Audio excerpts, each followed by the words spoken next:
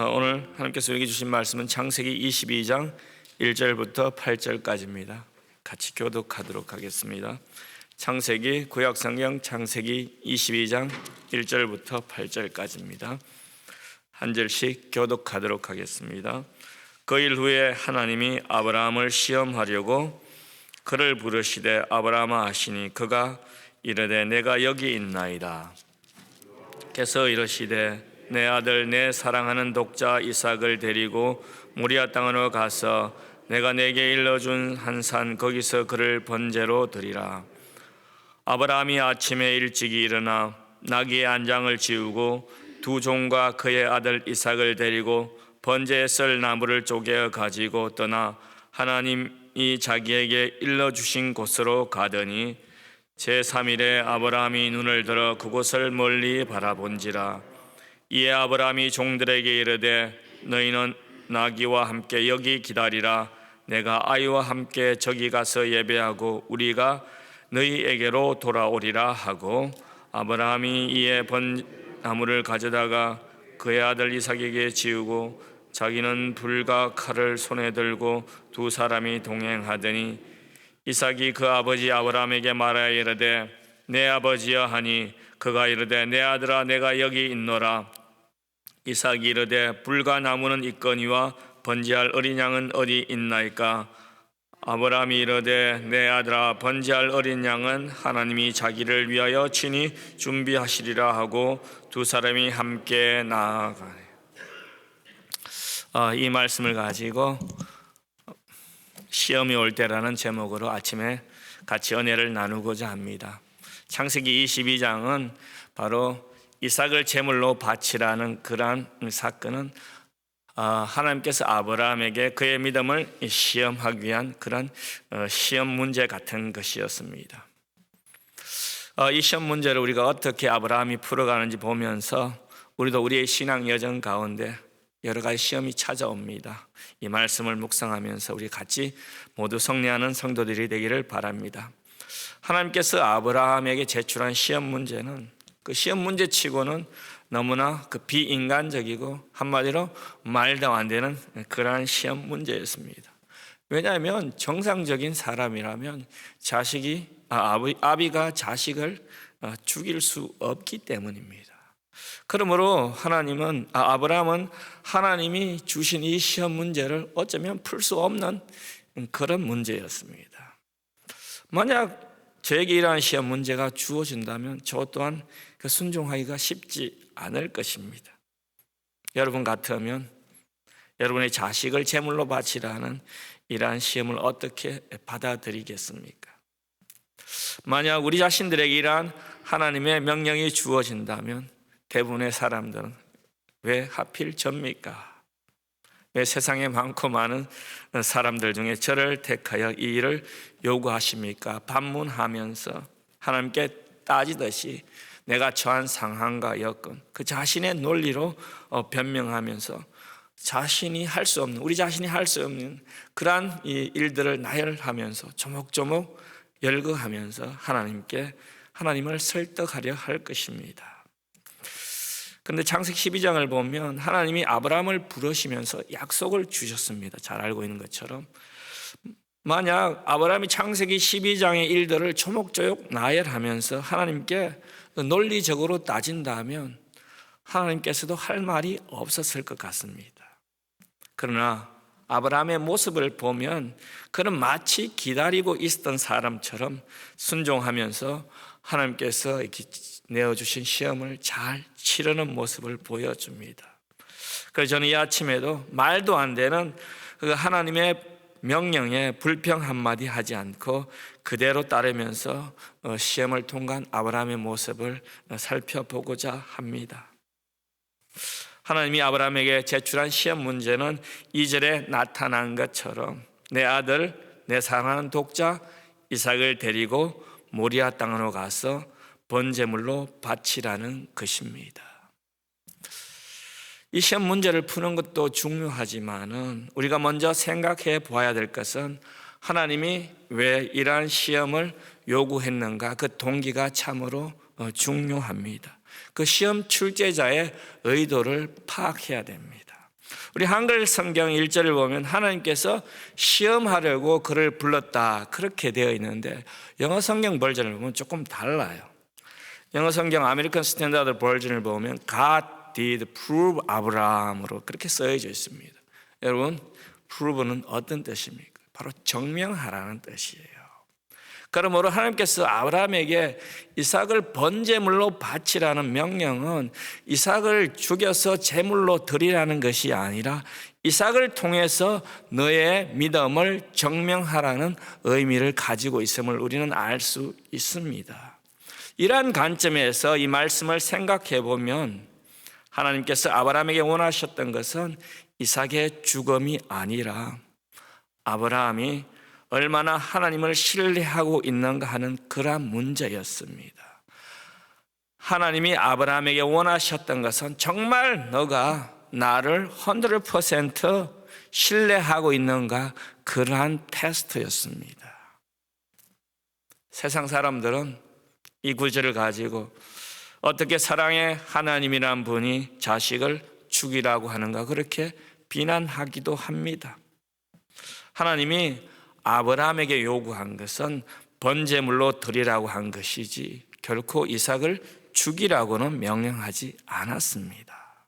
그럼 우리는 이삭을 번제물로 바치라고 한 하나님의 그 성품을 악한 것으로 오해하지 말아야 합니다. 실제로 고대 당시에는 그 이방 종교에서는 인신 제물을 드렸습니다.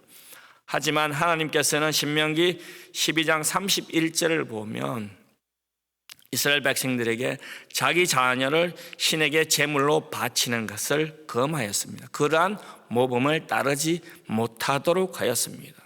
사실 신명기 법이 아브라함 이후에 제정되었기 때문에 아브라함이 이 법을 어떻게 이해하였는지 우리는 클리어하게 알 수 없습니다. 하지만 한 가지 확실한 것은 이삭을 번제물로 드리는 하나님의 요구에 아브라함이 어떠한 생각을 가지고 있었는지 우리가 히브리서를 보면 잘 알 수 있습니다. 히브리서 11장 19절을 보면 그가 하나님이 능히 이삭을 죽은 자 가운데서 다시 살리실 줄로 생각한지라 비유컨대 그를 죽은 자 가운데서 도로 받은 것이니라 그렇게 히브리서 기자는 말씀하고 있습니다. 이것이 바로 아브라함의 믿음이었습니다. 이 믿음이 있었기 때문에 아브라함은 이삭을 제물로 바치는데 주저할 이유가 없었습니다. 이 믿음이 견고하였기 때문에 하나님께 제물로 드린 이후에 어떻게 하나님께서 이삭을 살리실 것인가에 대한 의심이 전혀 없었던 것입니다.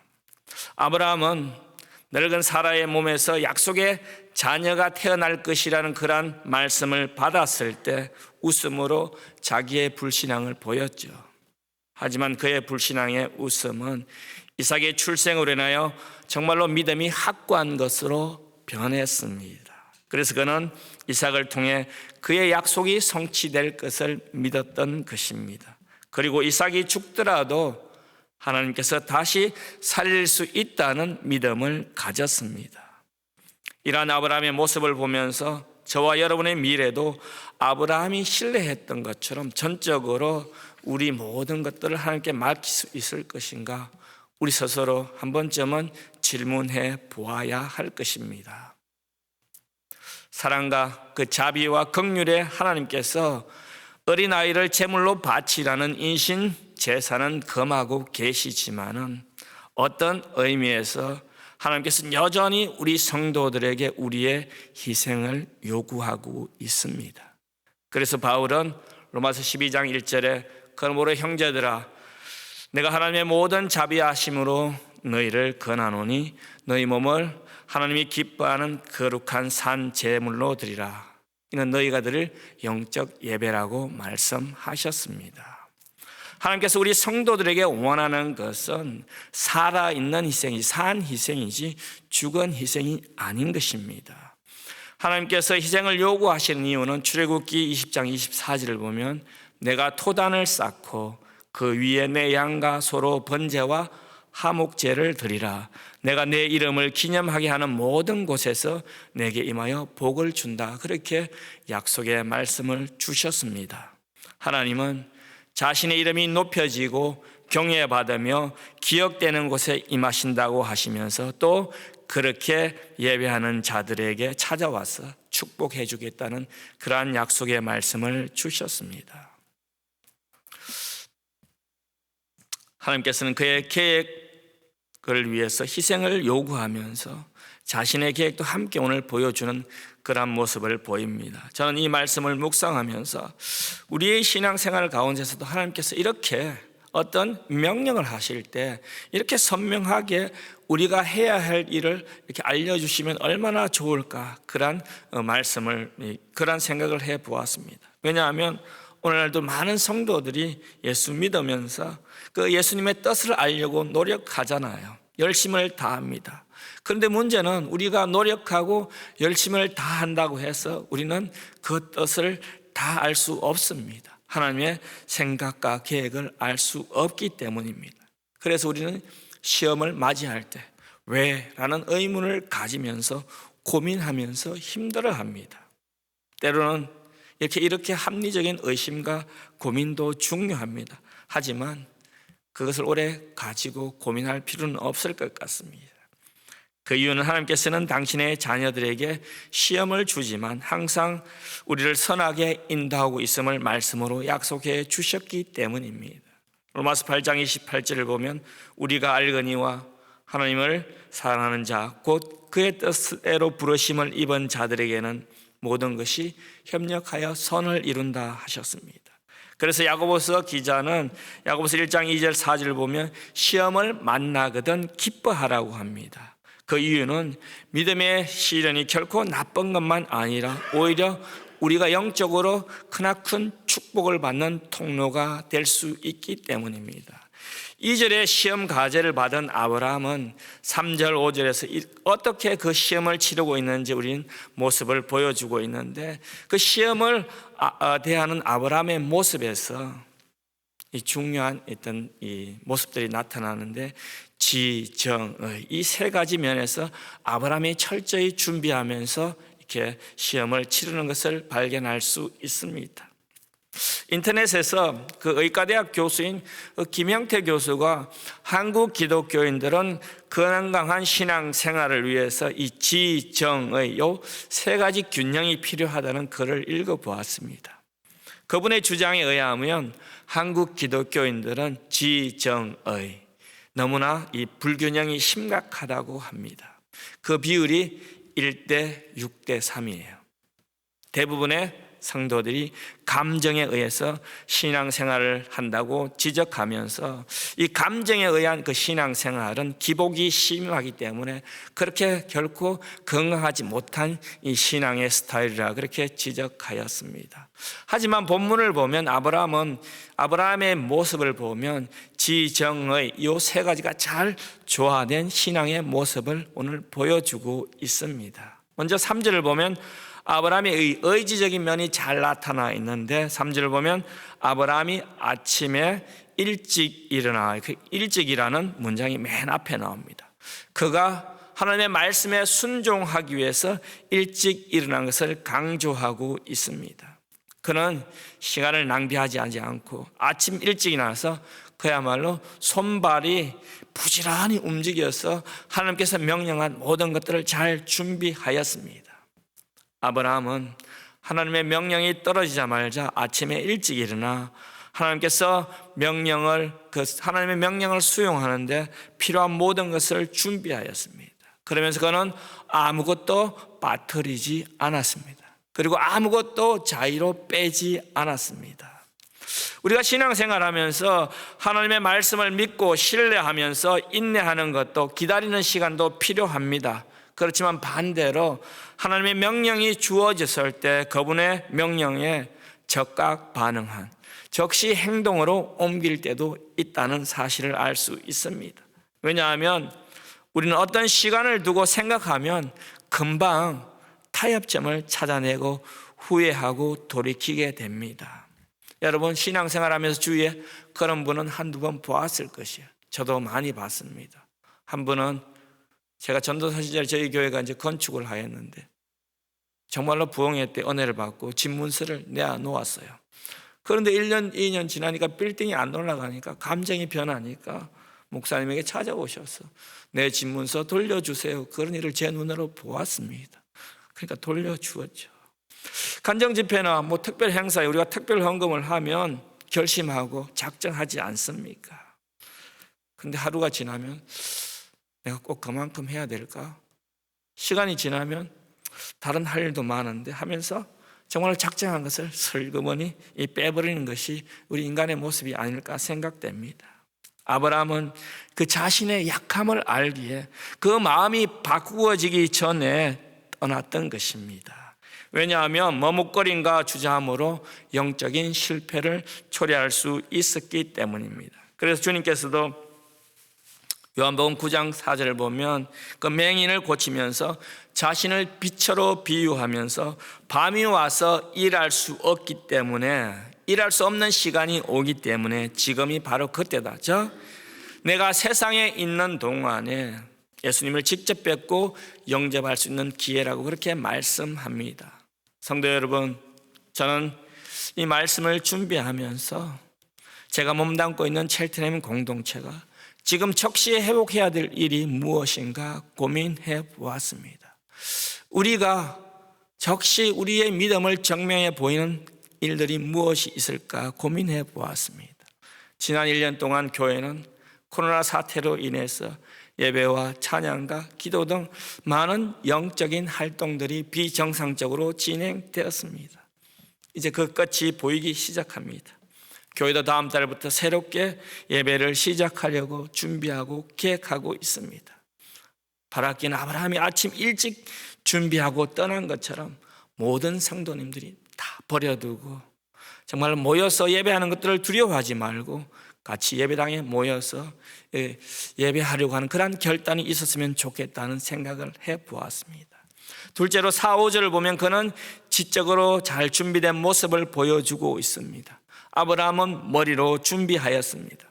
4절을 보면 아브라함이 모리아산까지 가는데 3일의 시간이 걸렸다, 그렇게 기록되어 있습니다. 아브라함이 3일 동안 무슨 생각을 했는지 한번 상상해 보세요. 여러분 같으면 어떤 생각을 하였을까요? 아브라함이 하나님의 명령을 받은 그날 밤을 상상해 보면 그는 아내 사라에게 말도 하지 못했을 것입니다. 그러면서 번민을 고민하면서 꼬박 밤을 새웠을 것입니다. 그리고 아침 일찍이 이삭을 데리고 그 모리아산으로 가는 그 3일 동안은 아마도 그의 제정신이 아니었을 것입니다. 이삭을 바치라는 하나님의 명령이 정말 마른 하늘의 날벼락처럼 여겨졌을 것입니다. 아무리 하나님을 이해하려고 해도 자신의 머리로는 이해가 되지 않고 말도 안 되는 그 일을 위해서 걸어가면서 아브라함은 과연 무슨 생각을 했겠습니까? 아마도 그는 창세기 12장 그리고 17장에서 하나님께서 자신과 맺은 언약을 재확인하면서 왜? 라는 의문을 가졌을 것입니다. 사라가 아들을 낳으면 하나님이 이삭이라는 이름까지 주어졌는데 도대체 이 일은 어떻게 내가 받아들여야 할까? 그렇게 머릿속으로 생각하였습니다. 그리고 이삭을 통하여 자신과 맺은 그 하나님의 언약이 영원히 이어진다고 했는데 하나님께서 이삭을 돌려달라고 하는 이유가 어디 있을까? 그 수많은 생각들이 머릿속에 떠올랐다가 사라졌을 것이에요. 이 3일의 시간은 아브라함의 생애에서 가장 힘들고 어려운 고통의 시간이었습니다. 이 3일의 시간은 아브라함이 머릿속으로 수백 번, 수천만 번 하나님의 명령을 거역하고 다시 순종하는 그러한 시간들이었을 것입니다. 아브라함의 마음으로 정말 그의 머리로 이해할 수 없는 일이었지만 그것은 아브라함은 그 모든 것들을 제쳐두고 순종으로 믿음으로 기꺼이 받아들였습니다. 그렇습니다. 진정한 신앙은, 진정한 믿음은 그 감정에 따라서 움직이는 것이 아니라 감정과 머리가 같이 움직이고 순종하고 결단하는 것이 참 믿음인 것입니다. 하나님은 우리에게 기계적으로 순종을, 무조건적인 순종을 요구하지 않습니다. 하나님께서는 그렇게도 할 수 있습니다. 정말 하나님께서 우리가 기계적인 순종을 원한다면 전지전능하신 하나님께서 이 세상 모든 사람들을 말씀 한마디로 구원시키지 못하겠습니까? 할 수 있습니다. 그렇게 하지 않는 이유는 우리를 가장 존귀한 인격체로 우리와 사랑의 관계를 맺기 때문에, 인격적인 관계를 맺기 때문에 그렇게 하지 않는 것입니다. 3일의 시간은 하나님의 강요에 의한 순종이 아니라 아브라함이 자신의 의지로 자발적인 순종을 보여주고 있습니다. 이것이 우리 성도들이 그 시험을 치를 때 그 영적 성리를 얻을 수 있는 그러한 키인 것입니다. 열쇠인 것입니다. 사랑하는 성도 여러분, 저는 모든 성도님들이 다음 달부터 시작되는 그 대면 예배, 누구의 강요 때문에, 누구의 그 눈치 때문에 아니라 정말로 자원하는 마음으로, 예배를 사모하는 마음으로 나와서 예배하는 성도들이 되기를 축원드립니다.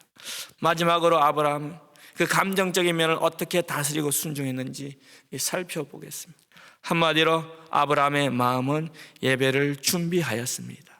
5절 후반절을 보면 내가 아이와 함께 저기 가서 예배하고 우리가 너희에게로 돌아오리라 하고 기록되어 있습니다. 아브라함의 마음은 그 사랑하는 아들을 하나님께 바치기 위해서 그곳에 가 있었습니다. 모리아 산이 보이자 아브라함이 종들을 떼어놓고 갑니다. 왜 종들을 떼어놓고 갔을까요? 만약 자신이 이삭을 죽이려고 할 때 종들이 가만히 있겠습니까? 우리도 그렇게 가끔 농담하잖아요.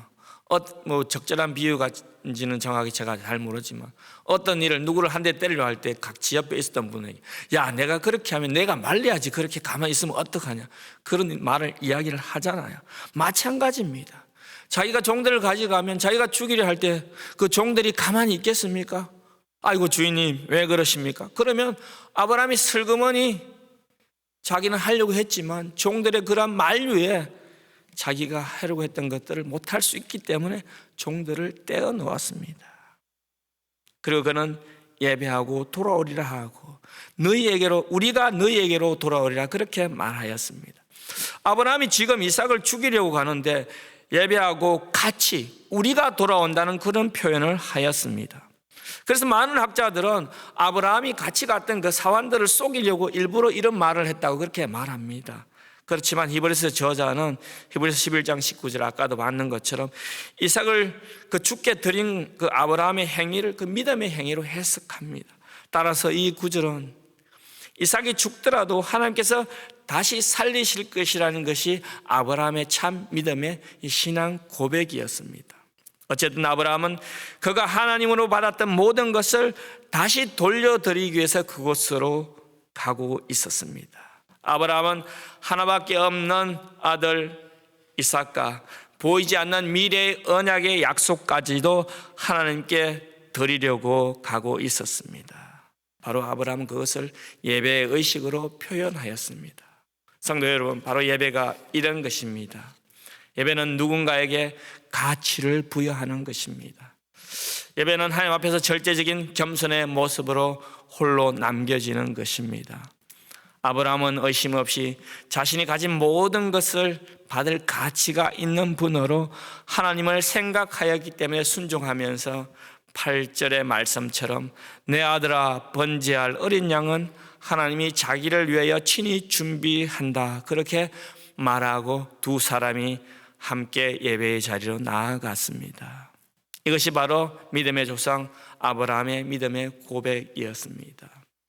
하나님 오늘도 저와 여러분들을 향하여 세상의 어려움과 염려와 걱정과 근심 그리고 바이러스 같은 두려움에 갇혀 있지 말고 예배의 자리로 나오라고 말씀하고 있습니다.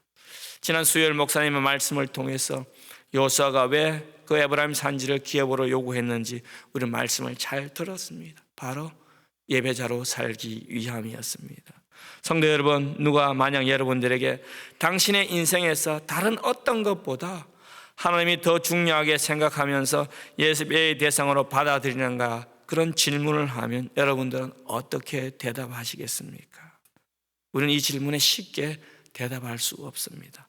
만약 여러분들이 예라고 대답한다면 여러분들은 여러분들의 삶에서 자신들의 권리를 주장할 수 없고 오직 그분만을 위해서 살아가는 성도의 삶이 되어야 합니다.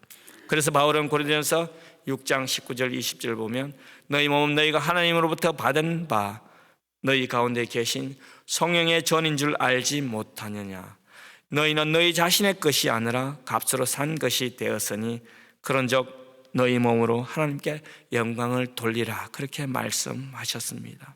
말씀을 정리하겠습니다. 아브라함은 아들을 바치라는 하나님으로부터 온 시험 과제를 그 예배를 준비하면서 잘 풀었습니다. 자신이 소유하고 있던 것과 이딴 모든 것과 또한 보이지 않는 미래의 언약까지도 하나님께 맡기면서 신뢰의 모습을 오늘 보여주고 있습니다. 오늘 본문에서 아브라함의 믿음이 언제부터 시작되었습니까? 바로 아들 그 이삭을 바치려고 하는 그 시간까지 시작되었습니다. 그리고 그 믿음의 절정은 칼날이 이삭의 목을 향하여 내려올 때 그 믿음의 절정이었습니다. 성도 여러분, 우리가 이 세상을 살다 보면 그 칼날이 다른 사람의 목이 아닌 나의 목을 향하여 날아옵니다. 그러나 놀라거나 두려워하지 마십시오. 그 시험의 칼날에 나의 목이 이번 떨어져 나간다 할지라도 하나님은 우리에게 예수 그리스도를 통해서 부활의 생명을 준비해 놓았습니다. 이 말씀을 기억하면서 그 시험이 올 때 내가 처한 상황과 나의 미래를 온전히 하나님께 맡긴다는 그 말의 뜻이 무슨 의미가 있는지 깊이 묵상하는 하루가 되기를 주님의 이름으로 축원드립니다. 우리가 주신 말씀을 묵상하면서 같이 기도하겠습니다. 첫 번째로